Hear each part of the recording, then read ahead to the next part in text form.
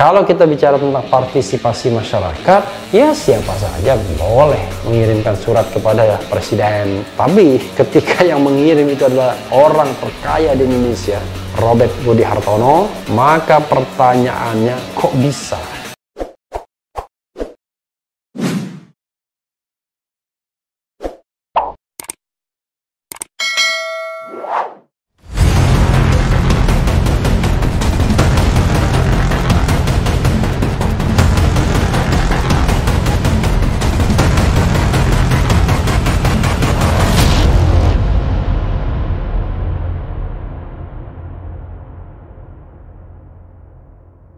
Assalamualaikum warahmatullahi wabarakatuh, Sobat RH sekalian. Jumpa lagi kita di channel yang keren ini, Keren Cadas. Kali ini saya akan menguber berita yang walaupun sepi di hari Minggu, ternyata berita yang berasal dari Instagram Peter Gonta ini luar biasa menghentak publik, yaitu soal orang terkaya, Bos Jarum, kirim surat tolak PSBB ke Jokowi. Jadi ada apa orang terkaya intervensi ke istana ya? Beritanya ini luar biasa ya.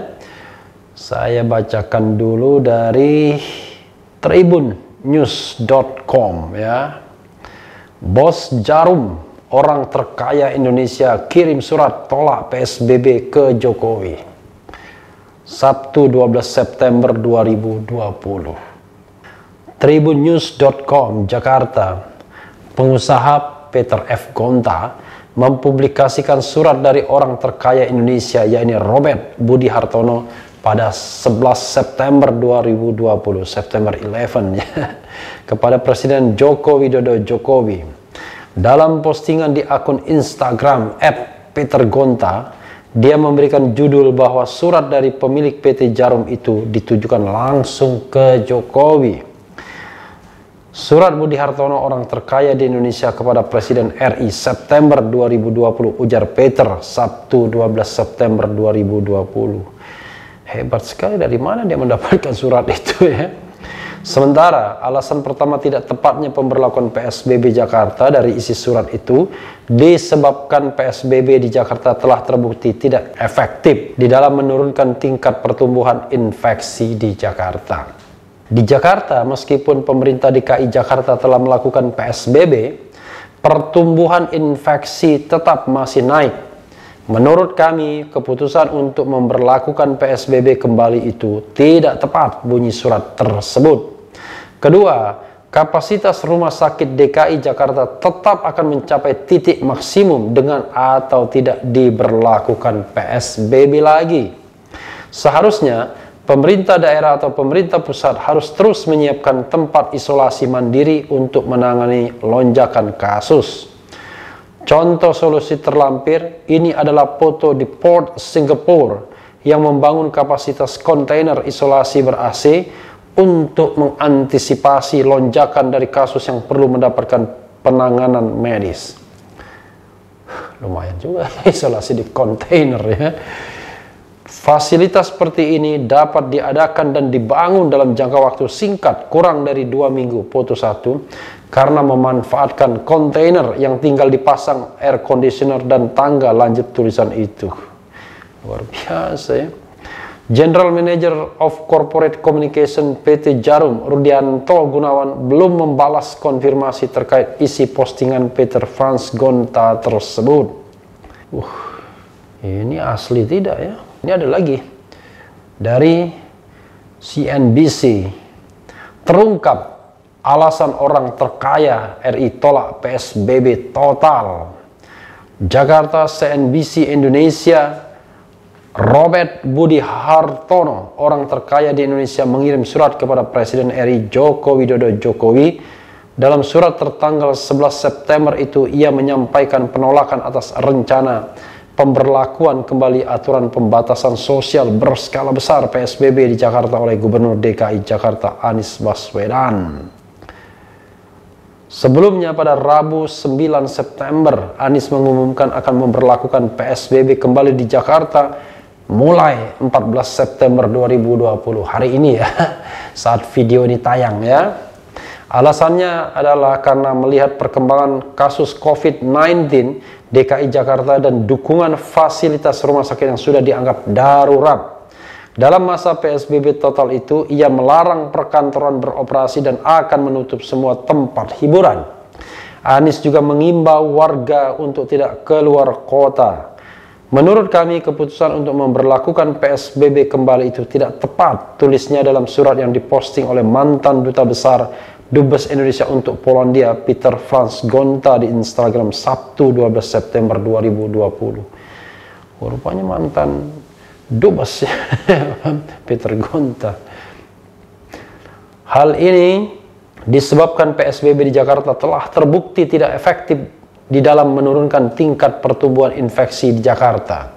Bukti terlampir, cat A negara yang berhasil dalam menurunkan tingkat infeksi melalui major circuit breaker di Jakarta. Meskipun pemerintah DKI Jakarta telah melakukan PSBB, tingkat pertumbuhan infeksi tetap masih naik. Bukti terlampir, chart B DKI Jakarta jelasnya.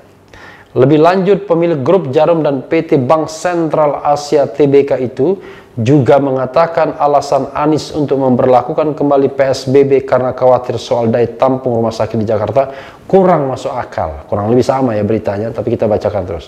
Kapasitas rumah sakit DKI Jakarta tetap akan mencapai maksimum kapasitasnya dengan atau tidak diberlakukan PSBB lagi. Hal ini disebabkan seharusnya pemerintah daerah, pemerintah pusat terus menyiapkan tempat isolasi mandiri untuk menangani lonjakan kasus, jelasnya. Ia pun memberi saran apa yang seharusnya dilakukan pemerintah ketimbang menyetujui pemberlakuan kembali PSBB. Misalnya dengan membangun rumah sakit darurat di pelabuhan seperti yang dilakukan Singapura. Contoh solusi terlampir ini adalah foto di Port Singapura yang membangun kapasitas kontainer isolasi ber-AC untuk mengantisipasi lonjakan dari kasus yang perlu mendapatkan penanganan medis. Fasilitas seperti ini dapat diadakan dan dibangun dalam jangka waktu singkat kurang dari 2 minggu. Foto 1 karena memanfaatkan kontainer yang tinggal dipasang air conditioner dan tangga, jelasnya. Meski demikian, kebenaran surat dari Budi Hartono belum bisa dikonfirmasi hingga saat ini. Ngeri-ngeri sedap. Yaitu, Sobat Era sekalian, surat yang ditulis konon oleh orang terkaya Indonesia Robert Budi Hartono. Dan sayangnya kita tidak tahu apakah itu surat asli atau tidak. Tapi tetap saya ingin menganalisis sesuatu. Sesuatu itu begini, Sobat Era sekalian. Ada 2 soal ya. Soal pertama yang terkait dengan partisipasi masyarakat. Soal kedua yang terkait dengan hubungan antara orang terkaya dan istana. Ya. Kalau kita bicara tentang partisipasi masyarakat, ya siapa saja boleh mengirimkan surat kepada presiden dalam bentuk surat dan itu adalah aspirasi. Baik lisan maupun tertulis, bahkan dengan video sekalipun.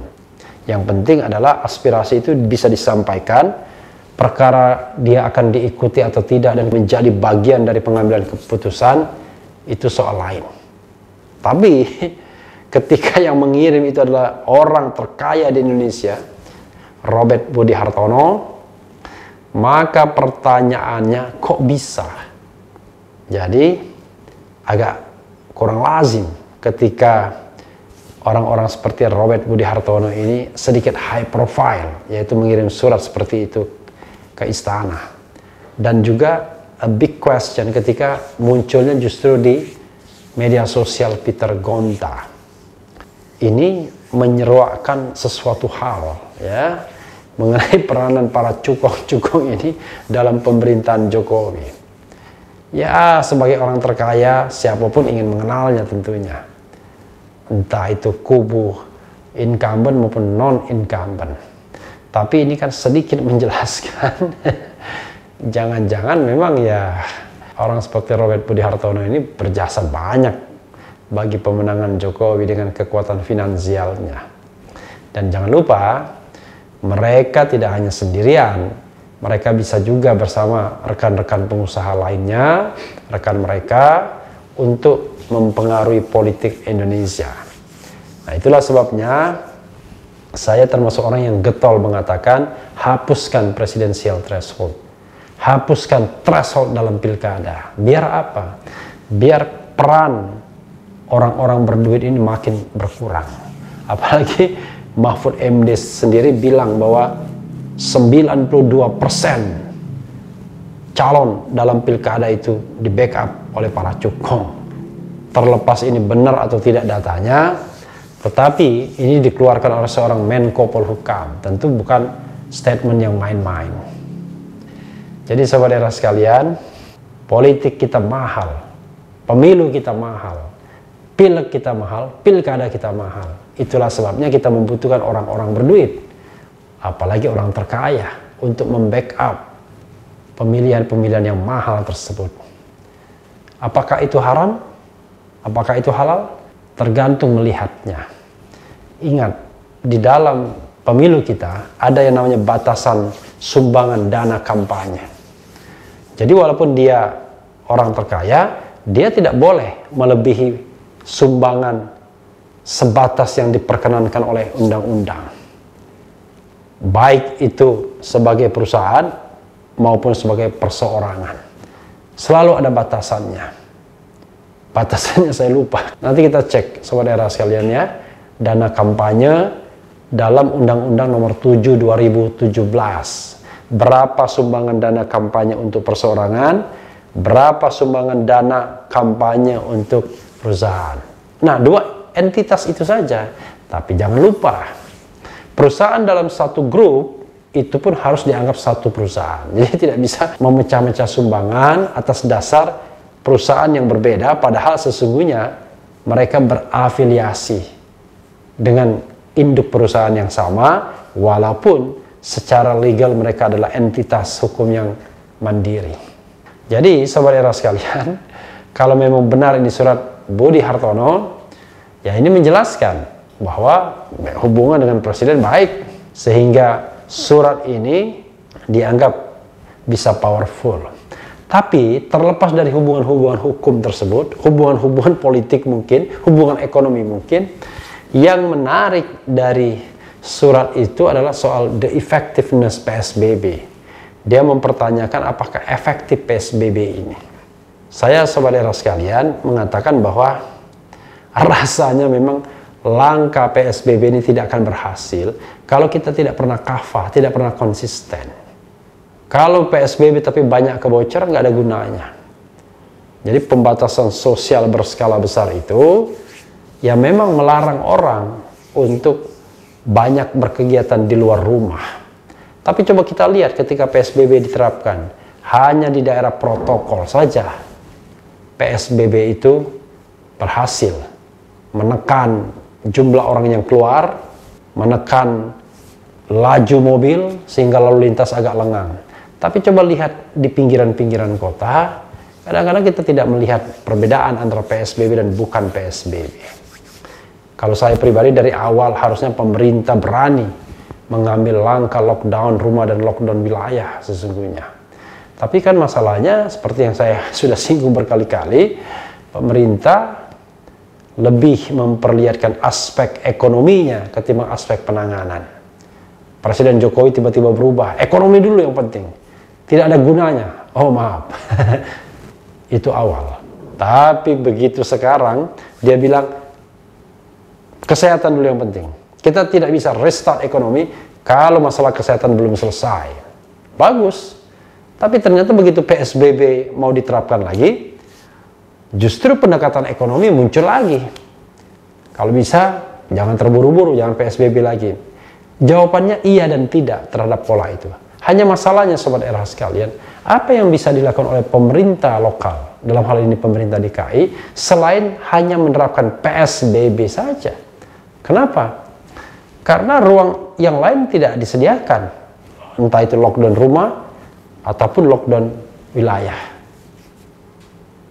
Pilihannya hanya pembatasan sosial berskala besar. Jadi kalau pilihan kebijakan itu yang diambil, ya memang payung hukumnya cuma PSBB saja. Padahal kebijakan yang tanggung-tanggung yang pengen semuanya itu belum tentu berhasil. Bahkan resikonya kedua-duanya gagal ya saudara sekalian. Jadi dari sisi substansi material itu saya bisa terima. Hanya masalahnya pemerintah pusat seperti yang saya singgung pada video sebelumnya tidak jelas governance penanganan COVID-19-nya.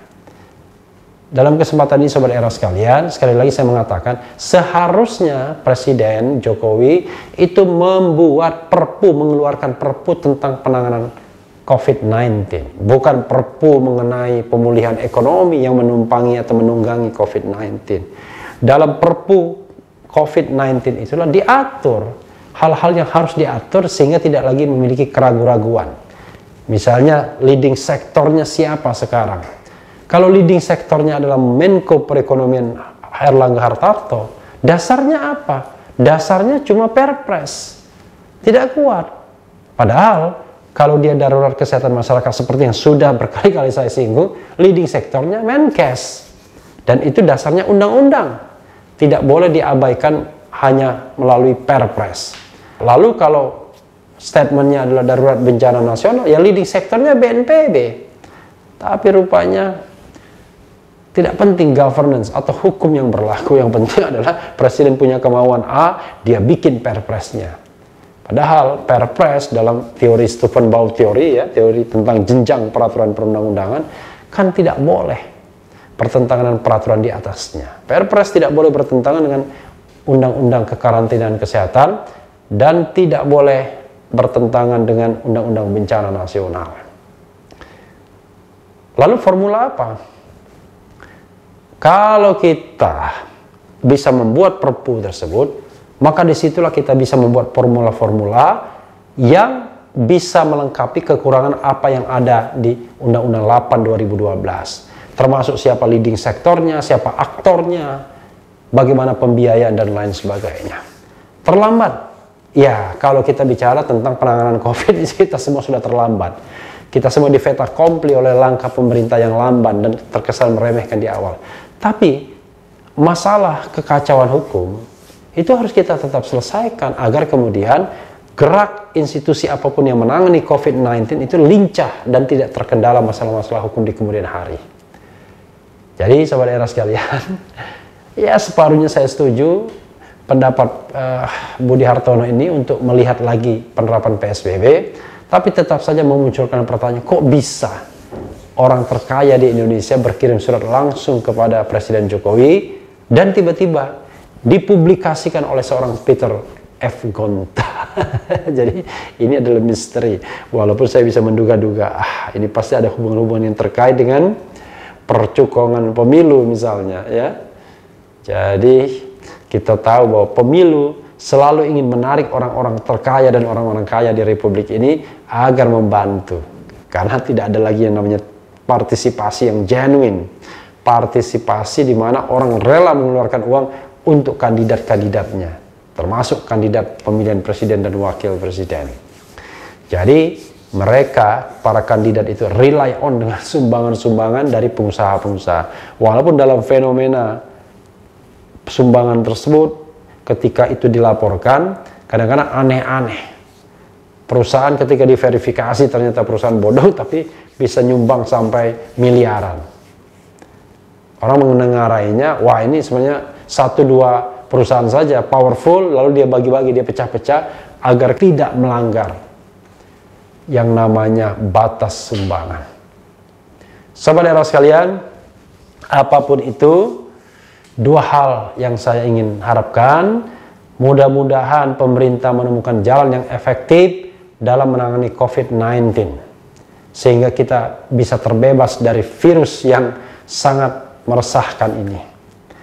Yang kedua, mudah-mudahan apa yang dilakukan oleh Robert Budi Hartono adalah bentuk concern murni warga negara, bukan karena imbas dari praktik-praktik percukungan yang selama ini ada dalam mengantarkan seseorang dalam singgasana kekuasaan. Ya Sobat Era sekalian, yang penting tetap di channel ini, karena di channel ini Anda akan dirayu, ditipu, dibaperin, dicecar, diuber pula di jalur khusus. Karena channel ini adalah channel yang mengancam, memeras, dan membenci. Jangan lupa subscribe, like, comment, and share. Yeah.